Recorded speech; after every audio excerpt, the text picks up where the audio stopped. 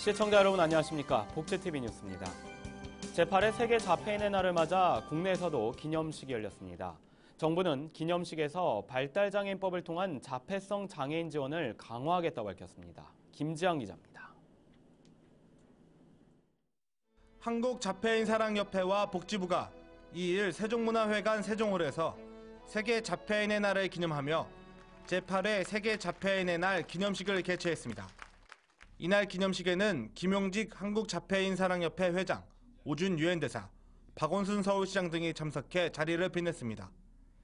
세계 자폐인의 날은 자폐성 장애인에 대한 인식을 높이고 조기 진단과 대응의 중요성을 알리기 위해 지난 2007년 유엔 총회의 결의로 이루어져 올해로 8회째를 맞이하고 있으며 한국은 지난해에 이어 2회째를 맞이했습니다. 이날 행사는 파란 등 켜기, 유공자 표창, 자폐사랑 배지 달기 운동 선포식 등의 순으로 진행됐습니다. 특히 파란 등 켜기 선전전은 유엔에서 지정한 세계 자폐인의 날을 기념하기 위해 각국 명소에서 파란색 빛을 점등하는 선전전으로 에펠탑, 피라미드 등 50개국 3,000곳의 명소에서 진행됩니다. 이날 기념식을 주관한 김용직 회장은 행사 개최 소감을 밝히고 올해 11월에 시행되는 발달장애인법이 실질적으로 효력을 발휘할 수 있도록 최선을 다할 것이라고 밝혔습니다. 또한 문영표 장관은 복지부 최종균 장애인 정책국장의 대독을 통해 오는 11월 시행되는 발달장애인법을 통해서 장애인 활동 지원, 공공후견 서비스 등의 대상을 확대하고 자폐인 가족의 휴식을 지원하기 위한 새로운 서비스를 올해 하반기에 시행하겠다고 밝혔습니다. 복지TV 뉴스 김전입니다. 2016년에 적용될 최저임금 교섭에서 저임금 노동자의 기본적인 삶을 보장하기 위해 월급 200만 원은 반드시 보장돼야 한다며 시민사회단체가 기자회견을 열었습니다. 정유린 기자입니다. 최저임금 대폭 인상하라! 인상하라! 인상하라! 인상하라!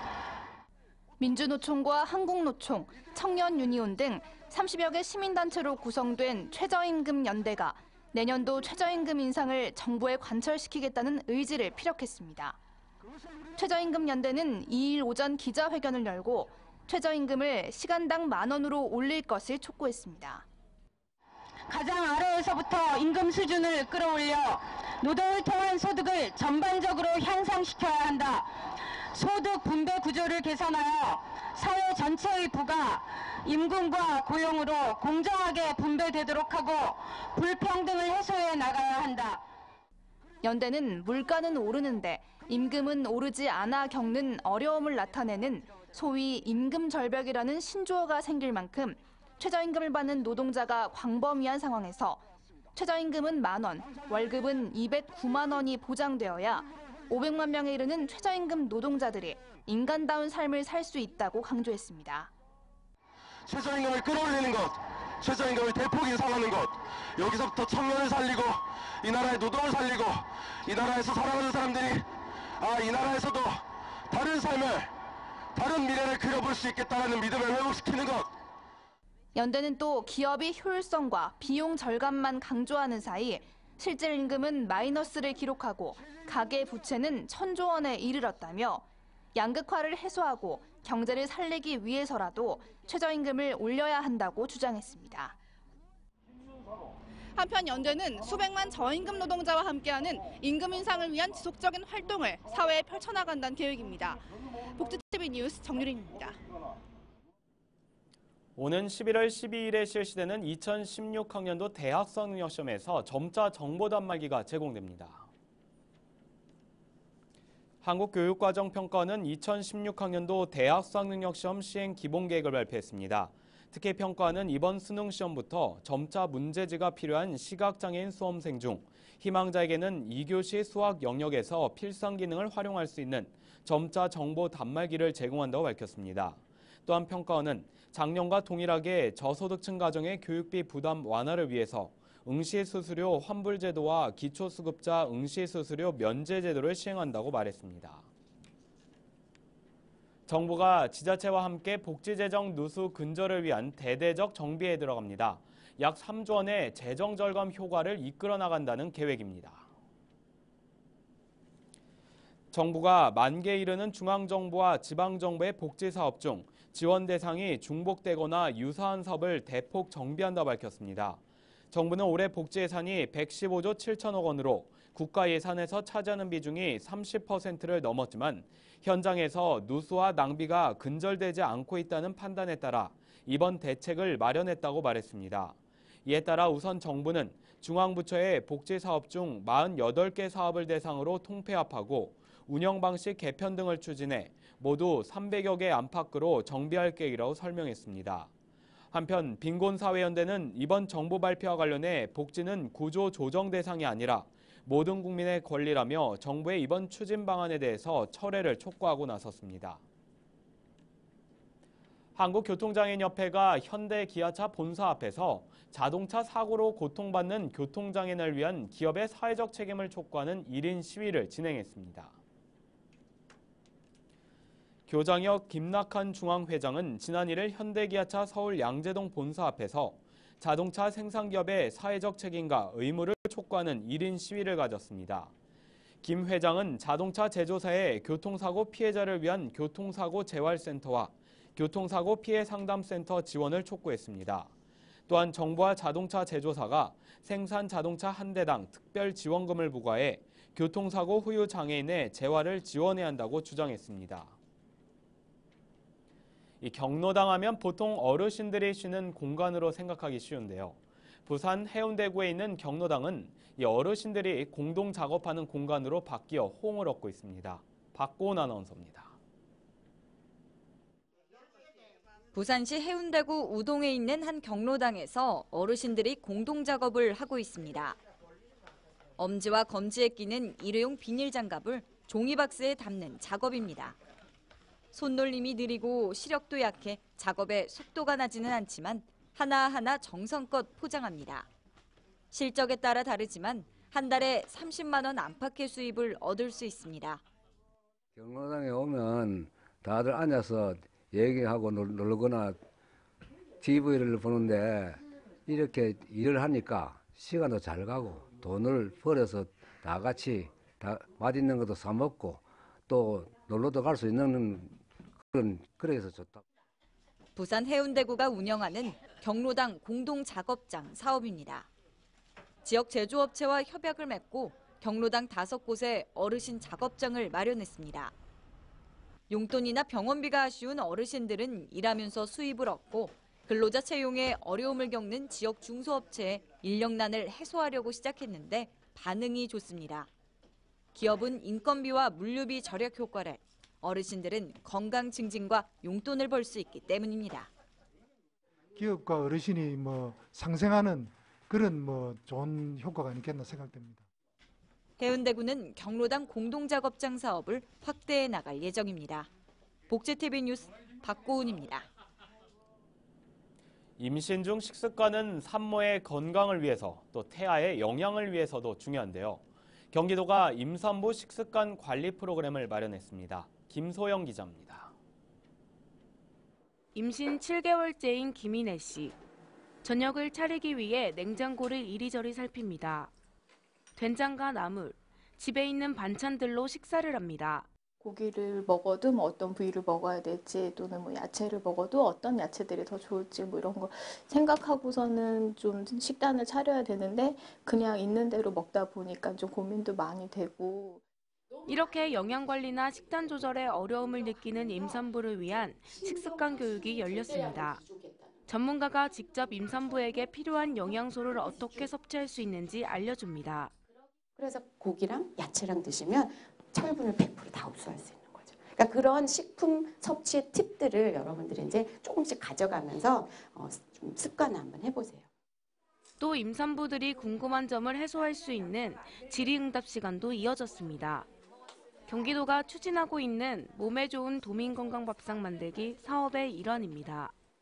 임산부 100명을 대상으로 교육을 제공할 뿐만 아니라 산부의 영양 섭취 실태를 조사하고 상담을 통해 알맞은 건강식단을 제공합니다. 올바른 영양 및 식습관을 관리하여 임신 중에 발생하는 질환을 낮추고 건강한 출산에 기여하는 사업입니다. 9월에 임산부의 날을 맞이해서 실습을 통해서 체험 행사를 실시고자 합니다. 무조건 많이 먹는 것보다 고른 영양소 섭취가 중요한 임신 중 식습관.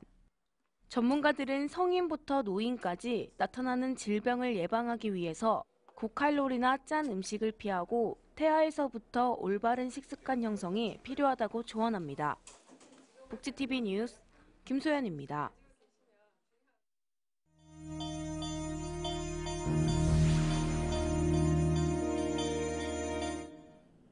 이어서 간추린 뉴스를 전해드립니다. 국회 사무처는 국회 본관과 도서관 등 8곳의 장애인 편의시설을 확충한다고 밝혔습니다. 또한 사무처는 고원식 횡단보도를 설치하고 보도 점자블럭 개선 등도 함께 이뤄진다고 말했습니다. 장애인 먼저 실천운동본부가 제17회 전국 초중고등학생 100일장을 개최합니다. 올해 100일장 주제는 꽃보다 아름다운 내 친구며 초등학생은 시, 산문, 독후감, 방송 소감문이고 중고등학생은 산문과 방송 소감문입니다. 한편 100일장 접수는 오는 14일부터 28일까지 우편 또는 방문 접수해야 하며 입상자는 오는 6월 3일 발표될 예정입니다. 서울 금천구는 주민에게 지원하는 각종 복지 지원 서비스를 한눈에 볼 수 있는 생애 주기별 복지 서비스 안내 책자를 발간했습니다. 책자에는 임신, 출산과 영유아, 학생, 성인, 어르신 등 6개 분야로 구분해 220개의 복지 서비스를 생애 주기별로 정리했습니다. 또한 이번에 발간된 책자는 금천구 홈페이지에서도 확인할 수 있습니다. 대전시는 올해 저상버스 46대를 추가 도입한다고 밝혔습니다. 시는 장기적으로 저상버스를 40% 수준까지 늘릴 계획이라고 말했습니다. 또한 시는 올해부터 승강장 내 장애인 전용 승차대기 장소 10곳을 설치한다고 언급했습니다. 경기도 양평군 교육발전위원회는 2015년도 장학생을 선발하고 총 523명의 장학증서 수여식을 가졌습니다. 지난 2004년에 설립된 교육발전위는 매년 지역 내 대학생과 고등학생을 대상으로 학업 성적이 우수하거나 생활이 어려운 학생들에게 장학금을 지급해오고 있습니다.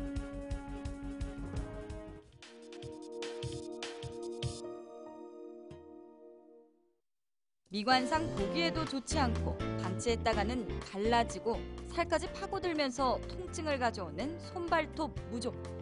아무리 치료해보고자 좋다는 약을 발라봐도 재발하기 일쑤인 분들, 이번 시간 건강해지는 팁을 주목해보시죠. 회사원 박민규 씨는 신발을 벗는 식당에 갈 때마다 마음이 불편합니다.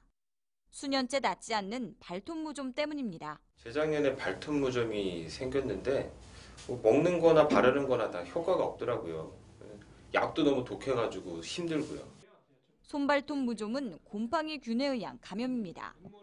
바르는 약만으로는 낫기 힘든 데다 이 곰팡이균을 잡기 위해서는 최소 6개월 이상 약을 먹어야 하는데요. 그마저도 재발하기 쉽습니다. 피부과 치료를 받더라도 상당한 시간이 걸려왔는데요. 무좀균만을 표적으로 하는 핀포인트 레이저 치료법이 등장했습니다. 정상 조직에 손상되지 않고 피부 깊숙이 들어가서 무좀균만 파괴시키는 레이저입니다. 감염된 발톱도 빨리 성장할 수가 있고 무좀균은 안전하게 치료할 수 있는. 기존 레이저 장비는 무좀균을 죽이기에 열이 낮았는데 열을 높일수록 주변 조직을 손상시켰기 때문입니다. 하지만 핀포인트 레이저는 한 번에 섭씨 79도의 열을 손발톱 아래의 피부 사상균 위치까지 정확하게 전달합니다. 또 대상자의 71%가 1회 치료 후 깨끗하게 손발톱이 재생됐다는 결과가 나왔습니다. 약에 대해서 알레르기 반응이 있는 사람, 또는 수음부나 임산부, 또는 간질환이 있는 사람들한테서는 안전하게 치료할 수 있는.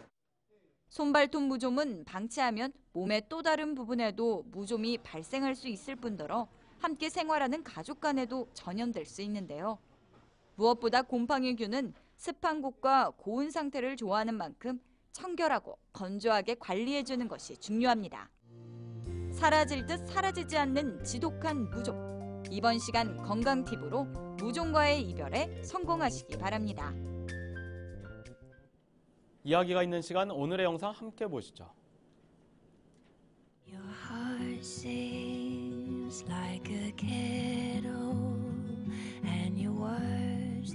화면 속 인물의 우스꽝스러운 모습을 따라하는 아이와 부모.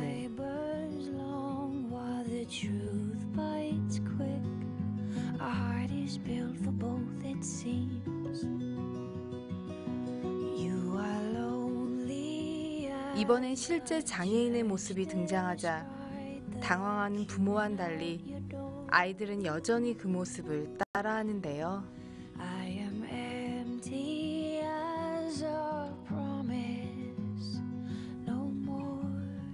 여러분은 어떤 시선으로 다름을 바라보고 계신가요? 어른들은 아이들과 똑같은 영상을 본 후에 왜 갑자기 행동을 멈춘 것일까요? 누구나 생김새는 다 다르죠. 아이들의 눈처럼 편견 없이 세상을 바라볼 수 있는 시선이 어른들에게도 필요해 보입니다. 행복한 미래를 여는 방송 복지TV 뉴스를 마칩니다. 시청해주신 여러분 고맙습니다.